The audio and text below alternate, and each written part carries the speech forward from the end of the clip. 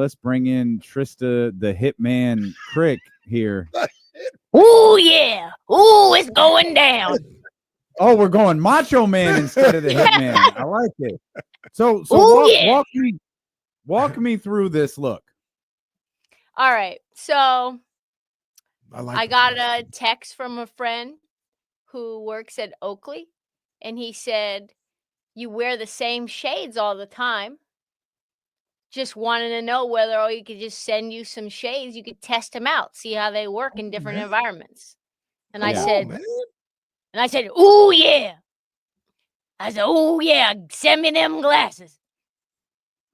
Now, just to be clear, whose voice is that?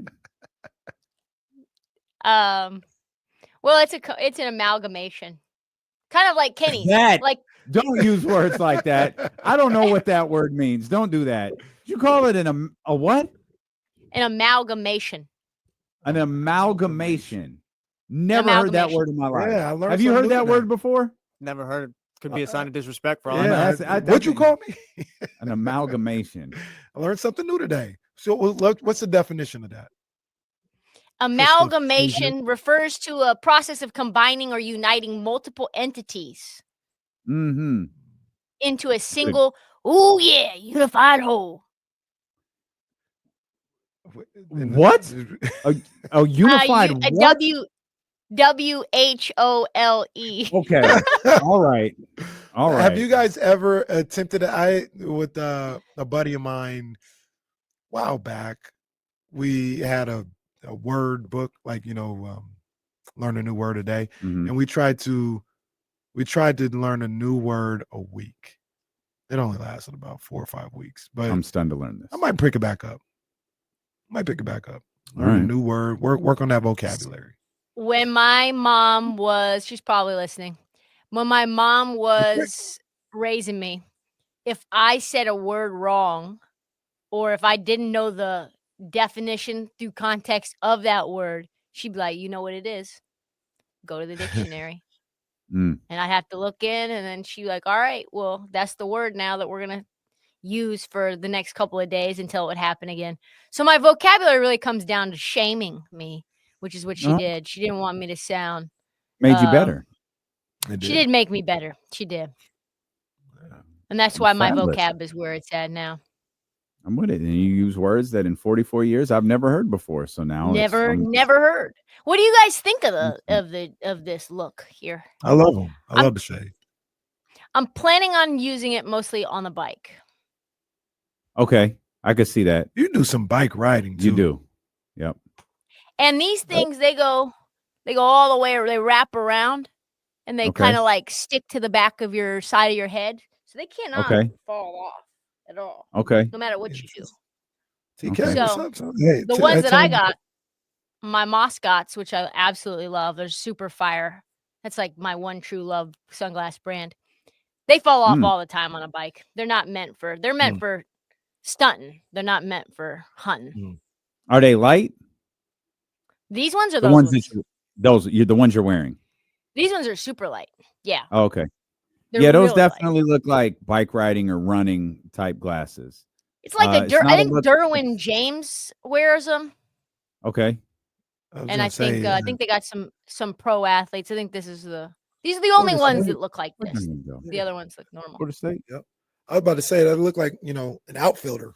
You know what I mean? Like, get out there. The glasses that the outfielder leaves on their hat when the pop-up comes and they drop it. I couldn't see. I lost it. I couldn't see it. Your shades are on your hat, sir. Yeah. But yeah, I definitely like it for physical fitness. It's not my favorite fashion look, though, because I don't feel like it fits the rest of what you do. No, you are a big it does. accessorizer, though. You're a major accessorizer. I like the accessories. I would say that is one of your most subtle necklaces. Yep, it is. Sometimes they just get a little heavy. So you put on a little blue, and then I was like, "Oh yeah, let's bring on Macho Man Trysta Krick." Okay, I'm with it. Yep. I like it. Very good. Anyway, so what y'all doing? What y'all talking about? You guys are talking. Oh, well, you guys are talking about Luka? We were talking about why Rick Carlisle was talking about embracing hard in his press conference yesterday. But Dame a big factor in this game 2 tonight. Like it was a pretty emphatic win in game 1. That was easy work. It's kind of what it felt like. Like is Dame enough after a month and some change off to help the Bucks kind of get centered and get this series back to something competitive? I don't see it. I don't see I know it. you hate Dame. I don't. I know you've done a full turn on Dame Lillard. It's a rough one. It's rough because he's probably going to get traded again. You know, Oh, yeah. running from the grind, switching teams. Oh, And wow. I 10 toes down in whatever location is the next location that he gets sent. Oh, wow. He gonna Falling DM on, you again. dying on his shield. I know. I'm gonna go from being followed to unfollowed to blocked. I think that's the process how this goes. But in general, I just don't think the roster is good enough. I don't think you can have Kevin Porter Jr. and Kyle Kuzma and AJ Green and like I don't even know who Ryan is. Honestly. If you told me until I just pulled him up, if you said, "Hey Trysta, there's 10 guys you've never seen before. One of them plays significant minutes for the Milwaukee Bucks. We'll give you $10,000, $100,000 if you can point which one of those dudes it is." I wouldn't know which one was Ryan Rollins. That's how little I know of him. It's just not a good team. Jericho Sims, like when Torian Prince is your new head of security, here's your 3-point shooter, and you've got Bobby Portis back. Like these guys are just all really old and not effective. And the Pacers are super deep. Pause. Yeah. There's a lot of guys that can come at you in a lot of different ways. Andrew Nembhard was cooking the Bucks. I don't know if you guys saw him. He went to the rim four times in a row, unimpeded. I don't know how you stop him. And I think Dame will probably have a decent enough game. He's got a lot of motivation to upstage Tyrese Halliburton because they have obvious beef where Dame basically threatened to beat Tyrese Halliburton's ass in game 1. He did take it off. He's like, I'll beat that ass. And I no doubt Dame would beat Tyrese Halliburton's ass. Like Tyrese does not want any smoke. But also Tyrese Halliburton has James Johnson. And he's like, all right, cool. Like James Johnson will beat your ass. Yeah. So that's why he's been in the league for the past 4 years. He had a full grill on, like top and bottom on Saturday. Like, he ain't playing. He's just here. He's like PJ Tucker with the Hirachis. That's the sign of a smart fighter, though. Like, hey, I'll beat your ass. Yeah, maybe you're not going to beat his, though. You're not going to get to me. And he ain't going to let me get got. So good luck. And also, you're in street clothes right now. Why are you even chatting? We are beating that ass. You knew he was coming back. So you had a problem with that? That was a conversation a few minutes ago. You had a problem with Dame talking? Yeah, be quiet. It was like when Jimmy Butler was like, "Oh, well, if I was playing, we would have beaten Boston." It's like, well, you're not playing. That's pretty much maybe Pat. You should... I'm pretty sure Pat told him to shut the hell up. Yeah, hey, can you be quiet? So no, I mean, I think honestly, I think that Dame's reputation has taken a massive blow from the time he left Portland to now. I think he has shown parts of his personality he never showed before. And I don't think those are great traits. He's somewhat sensitive. He's always getting into it. And I thought the Dame time thing was a sign of respect, a sign of, emulating someone is a form of flattery. So Dame didn't like when that. Ty did it? Yeah, when Ty did it a couple of years ago, and he was like, Dame time in the play-in tournament. I think that's where it started. Dame didn't like it. And it's like, well, why not? That was a signature move that he's using. It's kind of like they just don't like each other, basically. Yeah, no, that's it's not respectful. No, I'd have a problem with that too. That is not respect. You hit a shot on me. It'd be one thing if you did it in like a random game, but you playing me. And you talk about Dame. Oh no, that's not respectful. That's not respectful at all. But after the game, can't we just keep it nice? Can't we be no? Now like, we fight. Now we fight. Yeah. It's like Dame's like, yeah, let me go and grab my Oakland friends, and we're gonna beat this this dude's ass in the back in the tunnel. And that's when they You had gotta hurry literally up before that's when James they gets got James Johnson. They're like, oh yeah, we can't let Ty get touched. we got to hurry up before James gets on. Jump him like wrestling and then get out of That's there. what it is. What it is. So yeah, I One thing- think in general, Dame's just been talking a lot and not performing a lot. And this team's not very good. And the only reason he went to the Bucks or any other team besides Portland is because he wants to. He doesn't want to go to the Eastern Conference Finals. What good is that going to do? He's already been to the Western Conference Finals. He's already been to the semis. He ended multiple franchises in terms of the iterations of the rosters that they had in the Houston Rockets and the OKC Thunder. He had some postseason success. He beat the Nuggets in 7. Mm-hmm. And then, that series in 2019 was super competitive against, I don't know, one of the best rosters we've ever seen in the Golden State Warriors. So he's not going to the Milwaukee Bucks to do the exact same thing he did in Portland when he has a multi-million-dollar mansion in West Lynn that he would prefer to be at where all his family is. He's only doing this to try to solidify his legacy with a ring. And he will not get that ring in Milwaukee. I promise you that. One of the things that I just thought about while watching that game on Saturday and seeing Giannis dominate that game from his aspect, from his point of view, and then still being down by 25, as I said, we might be a little closer to the summer of Giannis than we realized. Giannis they couldn't guard him. He was great, and it didn't matter. Mm-hmm. It didn't matter at all. You were still down by 20 the entire time. And I know Dame wasn't there. Maybe things will change with Dame there. But Giannis had to be looking around Saturday like, bro, it's probably time. It's probably time for me to move on. And I think it is. I really think it is. I have the perfect trade. Do you guys want to hear it? If it's not the Kings, I don't want to hear it. No, it's Okay, not the well, Kings. I do. Dump it. Dump it, right. No, I'm just messing with you. Go ahead. All right, so what do the Rockets need? They need an offensive engine guard. That's what they need. They need somebody who can get you buckets no matter what, in clutch time or not, someone who shoots at a high clip from beyond the arc and isn't funny style in terms of like their production going up and down like a roller coaster ride. So to me, Fred VanVleet never really made sense on this team. It was he was a bridge guard. But but the Rockets have a lot of defense and they have a lot of depth right now. And they have guys that could be producing on another team if they weren't behind a bunch of other guys that are getting minutes. So I think you trade Damian Lillard to the Rockets and you get back a bunch of assets to help Giannis try to figure something out. Maybe you get a Cam Whitmore. Maybe you get a Jalen Green. Maybe you get a Jalen Green and a Fred VanVleet. Because the Bucks need a bunch of guys. They don't need just one co-star with Giannis. We see that's not working.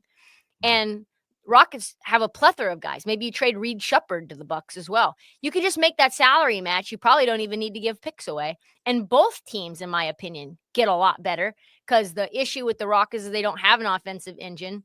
And that's not really the issue with the Bucks because Giannis is going to be able to go for 35, 10, and 7 anytime really he wants. Get some other guys who fill roles, better versions of what you expected from Chris Middleton and Kyle Kuzma. Maybe you end up getting a center in that trade as well because Brook Lopez is getting older and you move him to a reserve role. I think that's a trade that both sides have the potential to win. That's interesting because when you said that, I thought you were talking about a trade for Giannis to go somewhere.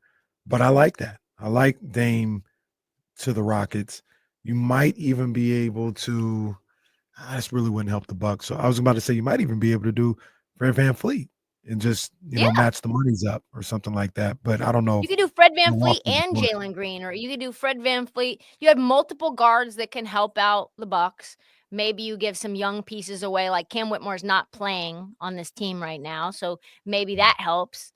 And then Giannis is able to stay in Milwaukee. Dame never wanted to be in Milwaukee to begin with. He immediately gets a pay raise by living in Houston. He's a single guy. Houston's got the baddies. No state income tax. Warmer weather. Closer to Portland. Feels like a win to me. It does. Feels like a win for everybody. Yeah. Except for Giannis. Can't figure out what Giannis is going to do. This because we've speculated that Giannis, Ja, we know KD, like all of these guys could, I mean, maybe even Trey. All of these guys could be moved this offseason in some form of, whether it's discussion, whether it's ask out, whether it's we just trade you. Like all of those guys could absolutely be on the move this offseason. And I think it's really interesting because there's so many teams that need lead guards that can produce. And they're like, that is the step that they are away. The Orlando Magic can't roll out Corey Joseph. We just can't have that, right? Jalen Suggs could start, but he could also come off the bench or just be in the backcourt somehow. But you can't have him be the only guy that's your guard for this team. They need some production. There's just a lot of places that could use it. Kobe White is on in expiring. I think he'll be an unrestricted free agent in 2026. You're not going to be able to extend him. Maybe you could figure out a way if you're Chicago to get Ja Morant, or Phoenix needs a guard that's name is not Bradley Beal, and maybe there's something to be done. I think the interesting thing though is like how many teams really want to take on that level of money if it feels like you're going to build a team around them, because most point guards in the league have to be the last piece, not the first piece.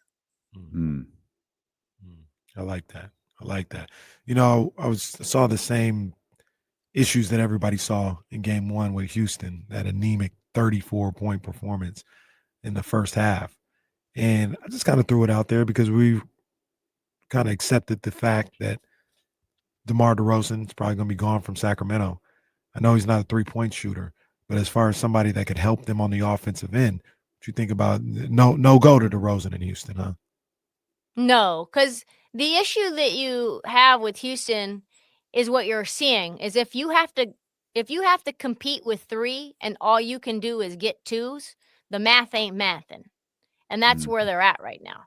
Jalen Green right now is not a consistent three-point shooter. He's done a lot better. This has been a great year for him overall, as is Fred VanVleet. But what we saw from their performances is that you can lock their asses up. You need somebody that can stretch the floor, and I don't think DeMar can stretch the floor. I think he, on a team like Houston, is just going to clog things up even more. And I would probably make the argument, and I said this when the trade went down to begin with, that it can destroy your entire offensive system by how much gravity, how much he needs the ball, and the style of ball that he plays. And to me, there's just too many guys like that in Houston anyway, that are just They don't seem to getters. have an offensive system. No, but I don't think, and I don't think DeMar plays good enough defense to be in an Ime Udoka system. He said multiple times, like, if you don't play good defense, you're just not going to play at all. How do you feel about the Clippers and the vintage Kawhi Leonard performance we saw last night? Is this not one of those moments where you're like, man, we've been robbed of this guy, right? You see what Kawhi can do when he's healthy, and you're like, man, the game of basketball is so much funner and exciting when he's out here dominating, impossible to guard, clutch beyond belief, incredible two-way defender, playing 48 minutes in a, it's just like he's putting up, not just producing, but I don't know if you guys saw that one step back that he had last night, where he like crossed over and leaped back like a little bunny. And I was like, oh, his knees are feeling good. His knees are bouncy right now. He's hitting deep shots that he didn't really hit when he was in Toronto or in San Antonio. And I love the Nuggets. As I've said many times before, Jamal Murray is my favorite guy when he's hot with 2 minutes left to go. And I root for Denver. I root for them as a team, and I really love Jokic. But the way Kawhi is playing and the way that Harden is playing makes me want to not see them lose this series. I want to continue to see how far the Clippers can go when we actually get what was promised, which is the team that they had centered around a healthy Kawhi Leonard. And I would absolutely love to see them in that dogfight against OKC next round. We asked a big picture question earlier in the show about whether or not Kawhi Leonard was the number one what if in NBA history. He's already unbelievably accomplished. He's going to the Hall of Fame. He's got all this other stuff. And we usually talk about D Rose and Penny and even Joel Embiid. But it's like you see him last night, you see him what he can do on that stage. And it's like, would we be, if he had the health of a LeBron James, would we be watching a top 10 NBA player of all time? It's funny that you say that because I was on my walk and I was taking a little break at the top of the hill and I was just thinking about Kawhi and I'm like, who actually in the NBA right now would you say is better than this version of Kawhi Leonard? To me, it's not Luka. To me, there's almost no one. I don't know where he is of all time. I don't know where he is in our generation. But when fully healthy, Kawhi Leonard has to be a top 3 player right now in the NBA. I don't even know how I would stack him up against Shea because I know what Kawhi's already given us. 2 Defensive Player of the Years, 2 championships, Finals MVP, and I watched him slay the Warriors in person and just rip their heart out of their soul. So to me, you have to say he's up there with like all your favorite players. It's hard to say because he's a big what if. It's really hard to even utter the words because he's played so little in the last 5 years. But it's so we had this discussion to start the show. It's so crazy to talk about him as a what if, because this is a guy with multiple titles who already at a time in his career was considered a top 2-3 player in the entire league. He might act like it doesn't exist, but I remember Stephen A's proclamation after the Raptors won. Kawhi Leonard is the best player in the NBA. He is better than LeBron James. He is better than everybody. He is the one in the league right now. It's like, all right, like, cool. Like, I'm not going to argue with you. Like, people pretend like that didn't happen, but it did happen. And it's weird to have a what if conversation about a guy who's accomplished so much. And we still wonder, yeah, he's accomplished a lot. Multiple titles, 2 different teams, 2 MVPs. But it could have been so much more. They could have won that title the year that Phoenix beat them in 2021. Because I think that, I think that because he ended up getting injured in the series against the Lakers and never played again. And you had Phoenix, who had a pretty weak path. They play the Bucks. They looked like they had the Bucks on the ropes. Remember, also the Bucks probably would have lost to the Nets. So this version of the Bucks was vulnerable. So I could see the Clippers winning that championship for sure with everything that they had.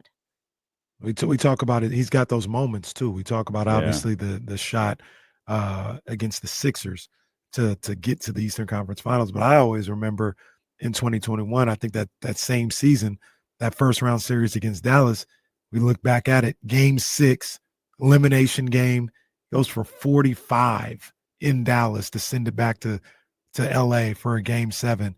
And 3, 4, 5 games later, he tears his ACL after they had tied up that Jazz series in the second round and tied that after going down 2-0. So, yeah, it's last night was a reminder of who we weren't able to see for, like you said, about 5-6 years.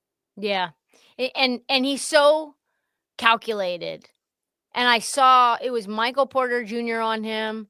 It was Jamal on him. They were playing elite level defense, and it just did not matter. Just ball going in. That corner 3 that he had wide open, you're like, well, that's just obviously going in. Splash. And that's something that he's added to his arsenal throughout time is that 3-point shot, which was very clunky when he came into the league and probably one of the bigger knocks on his game. And now he's found a way to be super productive there, shooting 40%, sometimes more over at the 3-point line. That's ridiculous for a guy that size, that robotic, that clunky. It's almost like his roboticism is a strength because it's the same every time. The shooting motion, the feet set, everything. Not great looking, but the same every time and just as lethal. Roboticism. Another great word. Roboticism. I'm all about it. Real quick, you got who do you have in this Lakers Wolves series? I got the Wolves. I think they're just too big. I think Naz Reid and Rudy Gobert are too big. I think you're going to be able to see Anthony Edwards slash in, get easy twos. But also, I think they're able to lock up Austin Reeves because they have all those longer, the McDaniels, the Ant. They put them on the guards.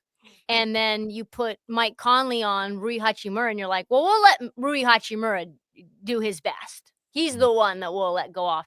And Austin Reeves looked pretty damn pedestrian when real deal, long wingspan, athletic defenders were on him.